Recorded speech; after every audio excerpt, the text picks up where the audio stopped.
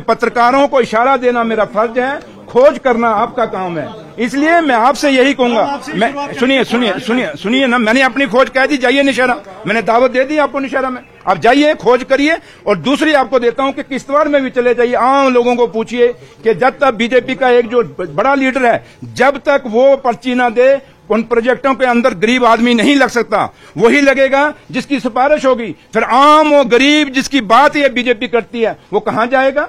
ये दो चेहरे नहीं चलेंगे, हाथी के दांत, खाने के कुछ और दिखाने के कुछ और। ये लॉलीपॉप जो हाथ में लेके घूम रहे हैं, ये इन्हीं के मुंह में वापस हम देंगे। ये वक्त आने वाला है, जम्मू कश्मीर के लोग इनको कभी नहीं बख्शेंगे।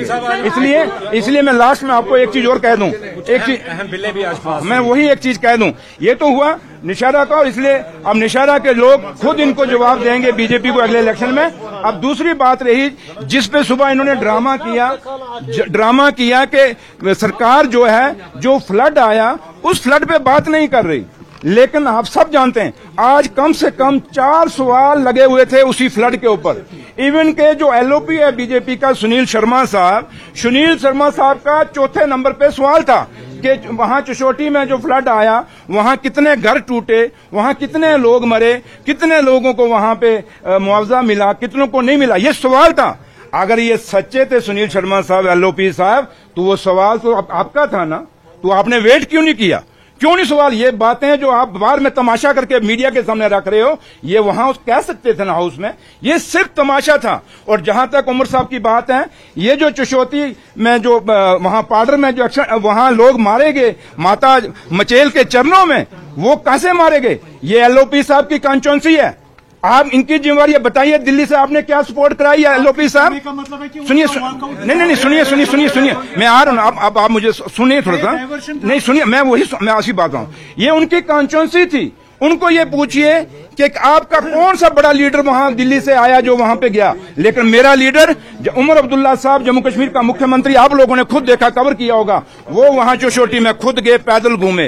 उमर साहब अपना क्या नाम है, मोहर में गए, उमर साहब रामबन में गए, उमर साहब जम्मू शहर के अंदर चौथे ब्रिज के ऊपर गए, बाकी लोग जगहों पे जो लोग जिन दरिया में जो तवी में बह गए उन पे गए। उमर साहब कठुआ में गए, सांबा में गए। और इस एलओपी साहब को पूछो, ये जो नेशनल हाईवे के जो ब्रिज बह गए नेशनल हाईवे के कठुआ में और सांबा में, उसके ऊपर क्यों नहीं सवाल लगाया?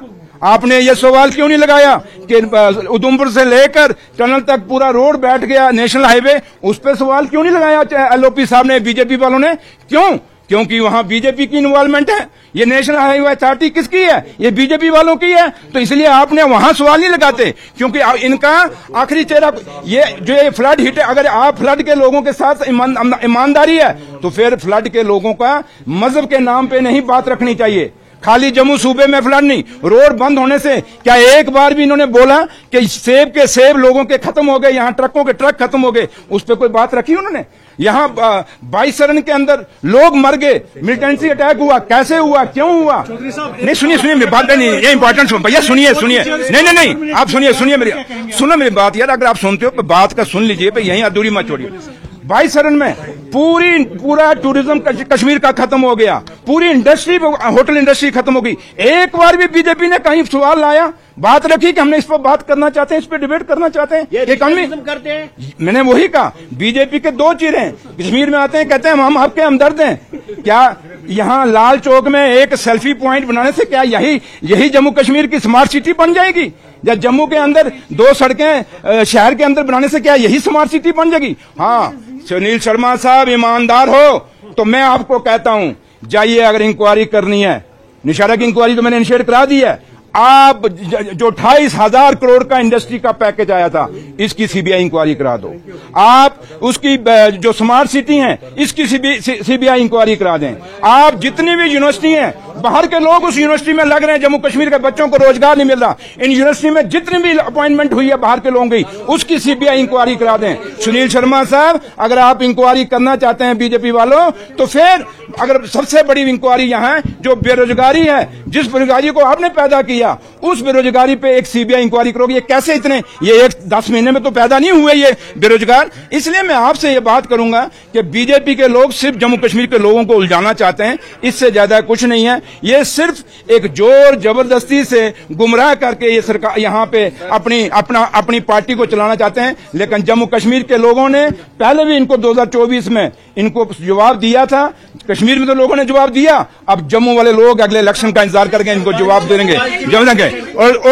और ये बीजेपी, सुनील शर्मा को एक बात और पूछना आप कि दरबार मूव जो आपने बंद किया था उमर अब्दुल्ला सरकार ने शुरू किया है। आज जम्मू का एक एक व्यापारी, एक एक आम आदमी खुश है। आपको किसने रोका था कि भाई यहाँ पे ये आप दरबार मूव ना चलाएं? इसलिए मुद्दे बहुत हैं, बातें बहुत हैं, लेकिन मैं एक ही बात कहूंगा कि बीजेपी असेंबली के अंदर पूरा ड्रामा कर रही है। ये सिर्फ तमाशा कर रही है आप लोगों के चैनलों पे आने के लिए, क्योंकि ये कुछ ना करें तो आप थोड़ा इनको पूछोगे भाई क्या हुआ है। इसलिए जब ये कुछ पंगा करेंगे तभी पूछें। क्यों नहीं बात कर रहे? नहीं, ये आप देखिए मैंने कहा अगर आप बीजेपी की जस्टिफिकेशन जाते हैं तो वो कहते हैं स्टेट टूटा यूटी बना, ये भी जस्टिफाइड है। स्पेशल स्टेटस टूटा, ये भी जस्टिफाइड है। जम्मू कश्मीर के बेरोजगारों को नौकरी नहीं मिली, ये भी जस्टिफाइड है। डेली वेजरों को पक्का नहीं किया, वो भी जस्टिफाइड है। बीजेपी हर वो काम जो जम्मू कश्मीर के लोगों के खिलाफ किया है उसको हमेशा जस्टिफाई कहती है। इसलिए मैं लोगों से कहूंगा भारतीय जनता पार्टी जम्मू कश्मीर की, ये जम्मू कश्मीर के लोगों के खिलाफ है और जम्मू कश्मीर के लोगों के भाईचारे को तोड़ने की कोशिश करती है। और जम्मू कश्मीर के लोगों को ये फैसला करना होगा कि इनकी बात सुननी है कि नहीं सुननी। इसलिए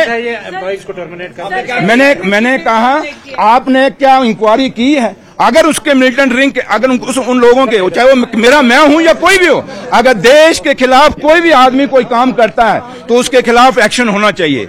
और अगर नहीं करता तो उसके साथ खाली मजहब के नाम पे, जात के नाम पे, बरादरी के नाम पे या रीजनिज्म के नाम के पे एक्शन नहीं होना चाहिए। इसलिए मैं हर उस आदमी के हक में हूं जो देश के हित में, जो हिंदुस्तान के हित में, इस हिंदुस्तान के आइन को मानता है, हिंदुस्तान की डेमोक्रेसी को मानता है। और सबसे बड़ा ये बीजेपी खुद ही ना आइन मानती है, ना ये हमारे आजादी को मानती है, ना डेमोक्रेसी को मानती है। क्या इल्जाम है? करप्शन के इल्जाम इन्होंने बीजेपी वालों ने लगाए। कौन लगा रहा है? जो खुद चोर हो दूसरे को क्या कहेंगे? चोर है? तो चोर कभी दूसरे को चोर नहीं कह सकता।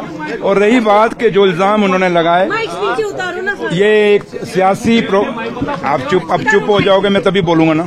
बताइए। ये एक सियासी प्रोपोगंडा था और जिन पेपरों में ये खबरें लगाएगी, रात को 1:30 बजे मुझे पता चल गया था कि पेपरों में, उसमें एक पेपर ऐसा है जो पेपर माइनिंग के जो लीगल माइनिंग करते हैं, वो एक माफिया ग्रुप है, उनका पेपर है। एक पेपर ऐसा है जो पूरी उसको सबसे ज्यादा जम्मू कश्मीर में अगर देखा जाए तो सरकारी एडवर्टाइजमेंट उसको मिलती है। तो आखिर उन्होंने चमचागिरी तो करनी है और वो गोदी मीडिया ने वो वहां खबर चलाई। काश वो वेरीफाई कर लेता। जाए नौशहरा, और मैं आप लोगों को दावत दूंगा, आप में से अगर कोई जाना चाहता है नौशहरा चले जाइए, एक एक टेंडर की वेरिफिकेशन करिए, एक एक सड़क की वेरिफिकेशन करिए। और अगर कहीं किसी ऑफिसर ने गलती की है मुझे बता दीजिए, मैं उस ऑफिसर को नहीं बख्शूंगा। क्योंकि जब मैं असेंबली के अंदर खुद कहता हूं कि भाई हम करप्शन के साथ खिलाफ हैं, हम क्वालिटी के खिलाफ हैं, जब हम खुद कहते हैं कि टेंडरों में धांधली नहीं होने देंगे, क्योंकि पिछले 11 साल में कितने सिंगल टेंडर अलॉट हुए हैं, अगर आपको चाहिए तो अगर मैं आपको वो रिकॉर्ड भी पूरा दूंगा मैं, क्योंकि मैंने एक दिन पहले भी कहा था कि मैं बीजेपी के वो 11 साल जो पीछे बीजेपी और पीडीपी ने जो किया है मैं उसमें नहीं जाना चाहता। और बीजेपी ने जो 11 साल तबाही की जम्मू कश्मीर के लोगों की, और इस ठेकेदारी में सिस्टम में आज बड़े बड़े ठेकेदार किसके हैं? ये बीजेपी के अपने लोग ठेकेदार हैं। जो आम जम्मू कश्मीर का गरीब ठेकेदार होता था, पिछले 11 सालों में उन लोगों को काम कहीं नहीं मिला। और रही बात जहां तक नौशहरा का है, मैंने खुद अपने सेक्रेटरी साहब को कह दिया है कि सेक्रेटरीट से एक हाई लेवल कमेटी बनाई जाए।